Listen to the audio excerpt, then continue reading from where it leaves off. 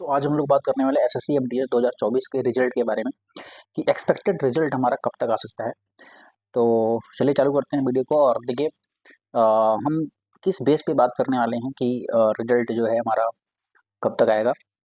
सबसे पहले तो जो प्रीवियस मतलब पहले जो एसएससी ने एग्ज़ाम कराए हैं, उनके जो रिजल्ट उन्होंने दिए हैं उसके बेस पर मतलब कितना दिन लगा हुआ है। चाहे 2022 की पहले बात करेंगे, फिर 2023 की बात करेंगे कि 2023 में कितना टाइम लगा था, और फिर उसी के बेस पे हम एक कंक्लूजन निकालेंगे और उसी के बेस पे आपको बताएंगे कि लगभग कितने टाइम या किस महीने में या 2024 में, 2025 में कब आपका रिजल्ट आने का यहाँ पे उम्मीद है। ठीक है, तो चलिए बताते हैं आपको। देखिए, अगर हम 2022 की सबसे पहले बात करें, देखिए अगर आपको आश्चर्य ना हो तो 2022 का एग्ज़ाम भी 2023 में हुआ था। हम लोगों का सिलेक्शन भी 2022 में ही वाले पेपर में ही हुआ था। 2022 का एग्ज़ाम हम लोग 2023 में दिए थे और जाके फाइनली जो हम लोगों का ज्वाइनिंग हुआ वो 2023 का 2024 में हम लोगों का ज्वाइनिंग हुआ। 2024 में सब लोगों ने 2022 के बैच वाले बच्चे वहाँ पे ज्वाइन किए थे।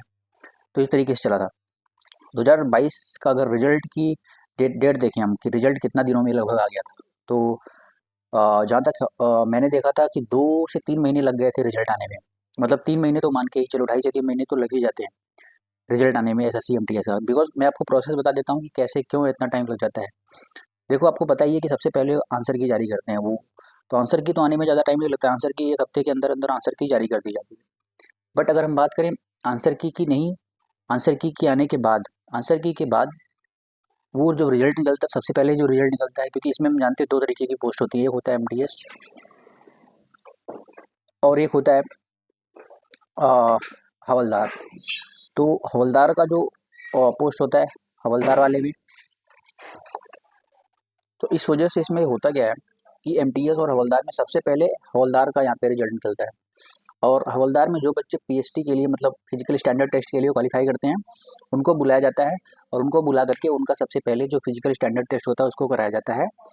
वो हो जाने के बाद एक बार जब ये पता चल जाता है कि कौन कौन से बच्चे की, देखिए हवलदार की कट ऑफ ज़्यादा जाती है क्योंकि हवलदार में पोस्टें कम होती हैं। ठीक है, और हवलदार का एक बार रिजल्ट आ जाने के बाद, क्योंकि हवलदार का कोई सेपरेट रिजल्ट नहीं आता है, पूरा फाइनल रिजल्ट जो होता है वो एमटीएस हवलदार सब मिला करके होता है। जिन बच्चों का, बहुत सारे लोगों को ये भी कन्फ्यूजन होता है कभी कभी कि अगर मान लो वो हवलदार में सिलेक्शन उनका नहीं हुआ, एसटी में मान लो फिजिकल स्टैंडर्ड टेस्ट में आप फेल हो गए, तो क्या आप एमटीएस के लिए मतलब एलिजिबल रहते हो कि नहीं रहते हो। तो इसका मैं आपको एकदम जो मिथ है उसको दूर कर दूं कि डेफिनेटली आप 100% यहाँ पे एलिजिबल रहते हो, क्योंकि आप एमटीएस बनने के लिए तो कम ही नंबर चाहिए होता है। अगर आप हवलदार के लिए गए थे पीएसटी में तो वहाँ पे तो ज़्यादा नंबर वहाँ पे आप लाए होंगे, तो आप पूरी तरीके से एमटीएस के लिए भी एलिजिबल रहते हो। ठीक है, तो ये था पहले।